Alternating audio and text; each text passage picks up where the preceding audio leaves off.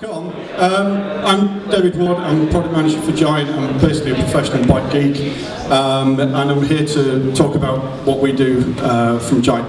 Because it's a triathlon focused evening, we're going to be talking about specifically about the Trinity and the Avow, which is the Liv version, and the Enve and the Propel. Now, if there's any questions about any of the bikes, be it mountain bike, kids bikes, anything, including the TCR that the team are riding, just ask. Just ask as we're going along.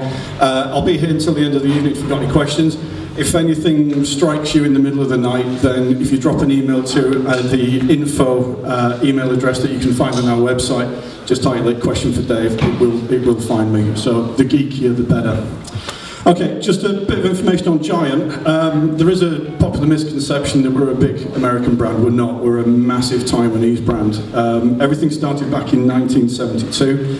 And the guy that started the company, if Taiwanese television did The Apprentice, it would be our boss who would be saying "you're fired." So he's very much the Alan Sugar of Taiwan. He'd done various different businesses, import, export, and the last thing he did before he started Giant was, and this is going to sound like a complete line, he was an eel farmer. And Taiwan gets a lot of typhoons. Big typhoon came across the island and basically blew his eel farm into the sea. Got his insurance money, had a bit of land, saw an opportunity and built a bike frame factory. So in year one, back in 1972, Giant built 3,500 frames.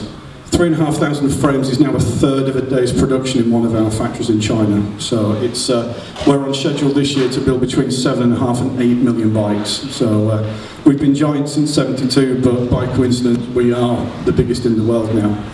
So things have got pretty big. The Taiwanese way is reinvestment. So we've got factories in 3 different countries, around about 5,500 staff. And every single frame that carries the Giant name or the Liv frame is 100% built in-house. So total control is the ethic, and we control everything from start to finish.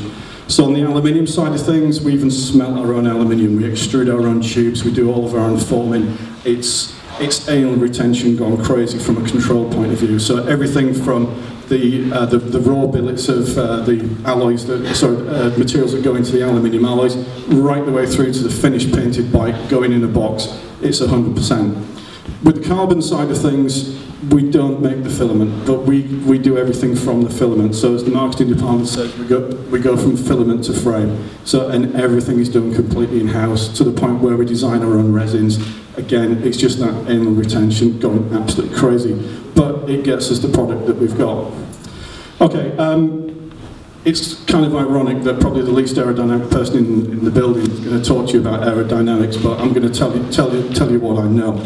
So, because it's triathlon, 2 different approaches. So for the long distance triathlon, we've got the Trinity and its sister bike, the Avow.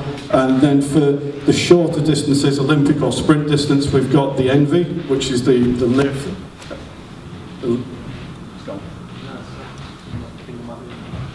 Hello, sorry, I'm back. We've got the Enve, which is the Liv Aero road race bike, and we've got its brother, the Propel, which we've got downstairs. So aerodynamics is a massive thing for us, and we certainly weren't the first to market with an aero road race bike, and that's because it took us so much longer to develop it. If we look at the Enve and the Propel, its brother has exactly the same aero package. We wanted to rewrite the rule book when it came to aero road bikes, because before the Enve and the Propel came out, aero road bikes were heavy, very expensive, not very comfortable to ride, and not particularly stiff. Because as soon as you go from a box-shaped down tube, like that, to an aero down tube shape, like that, weight goes up, stiffness goes down, and also comfort falls through the floor. So we wanted to design a bike which was still going to be light, still going to be relatively comfortable to ride, and still very stiff. And we do aero road race bikes, you know, out of the box, complete bikes from under £2,000 up to around about £5,500. So there's something for everybody. If you're familiar with the Giant range, you'll know that we invented compact geometry, so that's sloping top tube design. We're big believers in that sloping top tube. Making the triangles that little bit smaller does a few things. It means a smaller triangle weighs less, a smaller triangle is stiffer, and also the centre of gravity of the frame is a little bit lower, so the centre of gravity of the bike is a little bit lower, but it's not that aero. So you'll see with the Enve, and also on the Propel downstairs, we have a horizontal top tube on here, so it stands them out from the rest of the range. The reason it's a horizontal top tube is a horizontal top tube is more aerodynamic. The principle is, hits around here, goes around the steering tube and along the top tube, and if it's a slope on the top tube, what happens is, and we can show it in the wind tunnel, the air actually barrels down down the top tube and creates drag. So, but if it hits a straight top tube, a horizontal top tube, it just goes in a straight line from here to here, no turbulence, and then just goes around the seat post, nice and neat. So we spent a lot of time with both the Enve and the Propel getting it exactly right. There's around about 85 different frame configurations that we worked on until we got it exactly right. Big thing for aerodynamics is frontal area. So if you look at the front end of any of our aero bikes, it's very, very slim. We're trying to put as little into the wind as possible. But a big thing is how the wind carries along the bike. And a very big focus for us, it's about yaw angles. There's a lot of chat about yaw angles. Joe and Chris may well be talking about it in a little bit. Basically, it's very, very rare that you go into a perfect head-on 0 degree. It's not that bad. Maybe it is. So it's very, very rare that you ride into a perfectly straight 0 degree headwind. The air is usually coming at an angle. So some brands will focus on straight line. We work on getting a bike which is perfectly balanced between 0 and 30 degree yaw angle in each direction. So it's not just all about front end speed, it's about how the bike is going to handle in a crosswind. If any of you are running aero road bikes or TT bikes, you'll know that some bikes in a crosswind can be a bit of a handful. So we spend a lot of time getting the aerodynamics right from a crosswind point of view. Bottles are very important as well. So we do a big thing. It's not the prettiest thing in the world, but it's very, very functional. From an aero point of view, this down tube, it would be more aerodynamic if we continued this profile here all the way down the down tube. But you're going to use a bottle on the bike. So if you've got a very much teardrop-shaped down tube, you then stick a bottle on it, it creates a load of turbulence, and you're going to ride with a bottle on the bike. So what we do is, you'll see on this if you look closer, we go from teardrop, and then around about here it starts to open out to almost parallel walls shapes here. What that does is, that gets the air ready to go around the water bottle. So we're restricted for the UCI to have water only within the front triangle. It's got to be in a round bottle. So we designed this right from scratch with a round 500 milliliter bottle in mind. So the frame is getting the air ready to go around the bottle.